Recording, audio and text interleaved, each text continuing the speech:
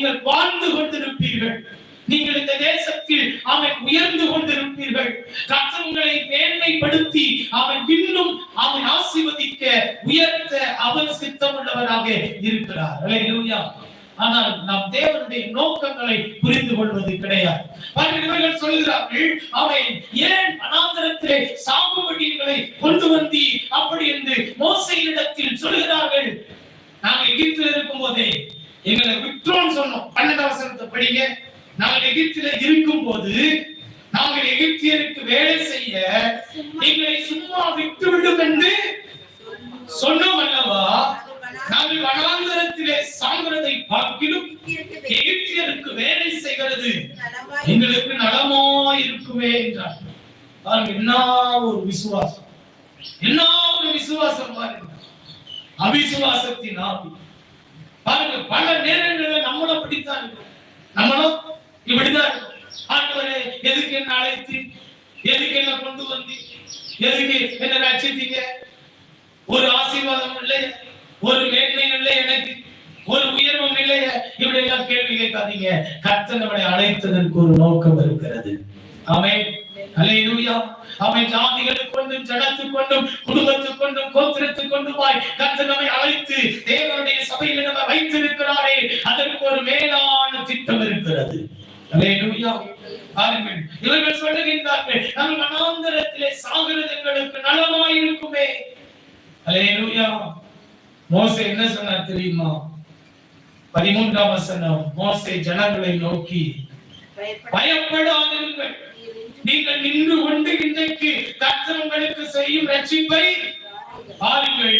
இன்றைக்கு நீங்கள் காண்கிற எகிப்தியரை இனி உங்களுக்காக என்றென்றைக்கும் காண மாட்டீர்கள். அல்லேலூயா. கர்த்தர் உங்களுக்காக யுத்தம் பண்ணுவார், நீங்கள் சும்மா இருப்பீங்க. அல்லேலூயா. சில நேரங்கள்ல நாம சும்மா இருந்தா போதுங்க, கர்த்தர் அற்புதம் செய்வார். அல்லேலூயா. உங்க வாழ்க்கையில ஜெபிக்க முடியாத சில சூழ்நிலைகள் வரும். சில கடின பாதைகளில நீங்க கடக்கும் பொழுது உங்களால ஜெபிக்க முடியாம இருக்கலாம். நீங்க அமைதியா இருந்தா போதும். நீங்க அவிசுவாசமான வார்த்தைகளை பேசாம இருந்தாலே போதும், கர்த்தர் அற்புதங்களை செய்வார். மோசே என்ன சொல்லுகிறார்? நீங்க பயப்படாதீங்க. அல்லேலூயா. அல்லேலூயா. நம்முடைய தேவன் யாருன்னா அவர் வழிகளை திறக்கிறது. ஆமென். அல்லேலூயா. உங்க வாழ்க்கையில அவர் உங்களை வழிநடத்தும் போது, அவர் உங்களை நடத்தி கொண்டு வரும்போது, ஆமென், உங்களுக்காக வாசல்களை திறந்து தருகிறவர். வாசல்களை திறந்து தருகிறவர். எத்தனை பேர் ஆமென் சொல்றீங்க? அல்லேலூயா. வெளிப்படுத்தல் நாம் படிக்கும் பொழுது வெளிப்படுத்தல் 3வது அதிகாரம், வெளிப்படுத்தல் விசேஷம் 3வது அதிகாரம், அதனுடைய 7வது வசனத்தை வாசிக்க கேட்கலாம். 8வது வசனத்தை வாசிக்க கேட்கலாம். வெளிப்படுத்தல் 3. பிலதெல்பியா சபையின் தூதனுக்கு நீ எழுத வேண்டியது, பரிசுத்தமுள்ளவரும் சத்தியமுள்ளவரும் தாவீதின் திறவுகோலை உடையவரும் ஒருவரும் பூட்டக்கூடாதபடிக்கு திறக்கிறவரும் ஒருவரும் திறக்கக்கூடாதபடிக்கு பூட்டுகிறவருமாயிருக்கிறவர் சொல்கிறதாவது, உன் கிரியைகளை அறிந்திருக்கிறேன். உனக்கு கொஞ்சம் பலன் இருந்தும் நீ என் நாமத்தை மறுதலியாமல் என் வசனத்தை கைக்கொண்டபடியினாலே இதோ திறந்த வாசலை உனக்கு முன்பாக வைத்திருக்கிறேன், அதை ஒருவனும் பூட்ட மாட்டான். அல்லேலூயா. இங்கே கடைசி கால சபைக்கு, பிலதெல்பியா சபைக்கு ஆண்டவர் சொல்லுகிறார், தான் யார் என்பதை சொல்லுகின்றார். தான் யார் என்பதை சொல்லும் போது அவர் சொல்லுகிறார், ஒருவரும் பூட்டக்கூடாதபடி திறக்கிறவர். ஆமென். ஒருவரும் திறக்கக்கூடாதபடி பூட்டுகிறவர். பாருங்கள், அவரிடத்தில் தான் திறவுகோல் இருக்கிறது. எத்தனை பேர் ஆமென் சொல்றீங்க? நம்முடைய வாழ்க்கையின் திறவுகோல் அவரிடம் தான் இருக்குது. பாருங்க, அவர் சொல்றாரு 8ஆம் வசனத்துல சொல்றாரு, இதோ திறந்த வாசலை உனக்கு முன்பாக வைத்திருக்கிறேன், அதை ஒருவனும் பூட்ட மாட்டான். அல்லேலூயா. இன்னைக்கு காலை நேரத்துல நமக்காக வாசல்களை தேவன் திறந்து வைத்திருக்கிறார். ஆமென். நீங்கள் எதிர்பார்த்த சில வாசல்களை பிசாசு அடைத்துப்பட்டிருக்கலாம். நீங்கள் எதிர்பார்த்த சில வாசல்களை மனிதர்கள் அடைத்துப்பட்டிருக்கலாம். ஆனால் இன்றைக்கு காலை நேரத்தில் நான் உங்களுக்கு சொல்லுகின்றேன், கர்த்தர் உங்களுக்காக வாசல்களை திறப்பார். ஆமென். அல்லேலூயா. தேவன் தெரிந்து கொண்ட, தேவன் வழி நடத்துகிற தேவ ஜனத்தின் வாசலை ஒருவனும் அடைத்து போட முடியாது. ஆமென். எத்தனை பேர் விசுவாசிக்கிறீங்க? என் வாழ்க்கையில கர்த்தர் என் கூட இருந்து என்னை வழி நடத்தும் போது எனக்கு விரோதமாய், எனக்கு முன்பாக அவன் சத்துருவோ மனிதனோ என் வாசல்களை அடைக்கவே முடியாது. ஹல்லேலூயா. பாருங்க, இங்க அதுதான் நடக்கிறது. என்ன சம்பவிக்கிறது நாம் பார்க்கிறோம் பாருங்க. அந்த மோசே ஆண்டவர்கிட்ட போய் கேட்கிறாரு, ஆண்டவரே நான் என்ன செய்யணும், நான் என்ன செய்யணும்? ஆண்டவர் சொல்லுகிறார், வெரி சிம்பிள், நீ ஒண்ணு செய்யணும்ப்பா.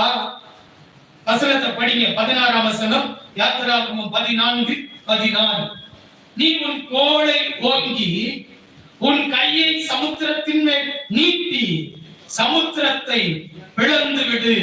அப்பொழுது இஸ்ரவேல் புத்திரர் சமுத்திரத்தின் நடுவாக வெட்டாந்தரையிலே நடந்து போவார்கள் என்று ஆண்டவர் சொன்னார். அல்லேலூயா. பாருங்கள், இங்கே வசனம் மிக தெளிவாக சொல்லுகின்றது.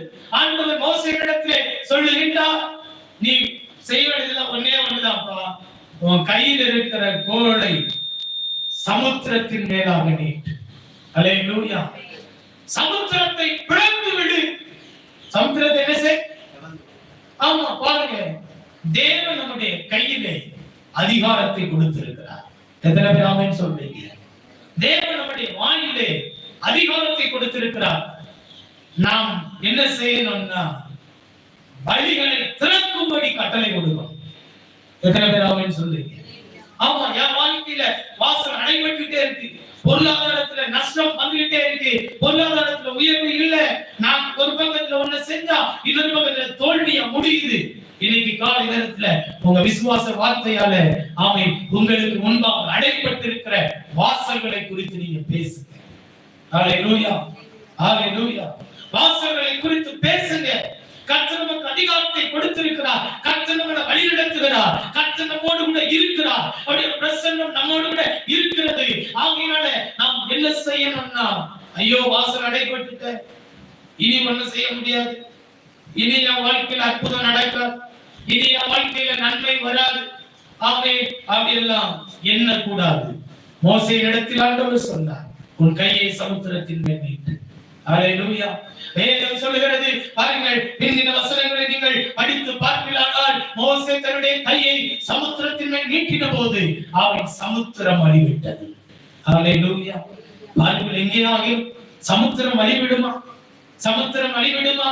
யோசித்து பாருங்கள். அவன் இந்த உலகம், முழு உலகமும் அவன் 3 பகுதி நீரால் சூழ்ந்திருக்கிறது. 3 பகுதி என்னன்னா, ஆமா, கடல் தான். ஒரு பகுதி தான் நிலப்பரப்பு. நாம 4ல 1 தான் இருக்கும். அல்லேலூயா. பாருங்க, கடல் தான் பெரிய, நீர்நிலைகள் தான் பெரிய. இன்னைக்கு அவன் சாதாரணமாக அவன் நாம் கட்டின அவன் அணைக்கட்டுகள், பாருங்க, பல அணைக்கட்டுகளை கட்டி இருக்கிறாங்க. நம்முடைய அரசாங்கம் ஒவ்வொரு தேசத்திலும் பெரிய பெரிய அணைக்கட்டுகள் இருக்கிறது. எதற்காக என்று சொன்னால் தண்ணீரை சேர்த்து வைப்பதற்கு. அல்லேலூயா. பாருங்கள், இந்த தண்ணீரை டேங்க்ல இருந்து திறந்துட்டாச்சுன்னா அது அதற்கென்று அமைக்கப்பட்டிருக்கிற அந்த வாசல்களின் வழியாக என்ன செய்யும்? வேகமா போகும். அப்படிதானா? ஆற்று நீரை நம்மளால தடுக்க முடியுமா? சொல்லுங்க, தடுக்க முடியுமா? கடந்த டிசம்பர்ல அவன் வெள்ளம் வந்துச்சு, நம்மளால தடுக்க முடியுமா? முடியாது, முடியாது இல்ல. ஆமா, பாருங்க, முடியாது. இப்ப பாருங்க, சமுத்திரம் அவன் வழி விடுமா? விடாது. சமுத்திரம் என்னைக்காவது வெட்டாந்தரையா மாறுமா? மாறாது. அப்படிதானா? சமுத்திரம் என்னைக்கா வெட்டாந்தரையா மாறுமா? மாறவே மாறாது. ஆமா, திடீர்னு சொல்லுவாங்க, தூத்துக்குடியில, திருச்செந்தூர்ல கடல் 100 அடி உள்வாங்கிட்டு அப்படிம்பாங்க. அடுத்த நாள் பார்த்தா 100 அடி முன்ன வந்துருக்கு. வற்றி போகுமா? இல்ல. சமுத்திரம் எங்கேயாக வற்றி போகுமா? வெட்டாந்தரை உண்டாகுமா? இல்லவே இல்ல. ஜான்ஸே இல்ல. எது உங்க வாழ்க்கையில நடக்க ஜான்ஸே இல்ல அப்படின்னு உலகம் சொல்லுதோ அதை முடித்து காட்டுகிறவர் தேவன். அல்லேலூயா. இந்த வாசல் திறக்காது, இனி உனக்கு நன்மை வராது, இனி உனக்கு ஆசீர்வாதம் உண்டாகாது. இனி உங்க வாழ்க்கையில நீங்க செழிப்பை பார்க்க மாட்டீங்க. உங்க குடும்பம் என்னைக்கும் இப்படித்தான் இருக்கும் அப்படின்னு மனிதர்கள் உங்களை குறித்து சொல்லுகிற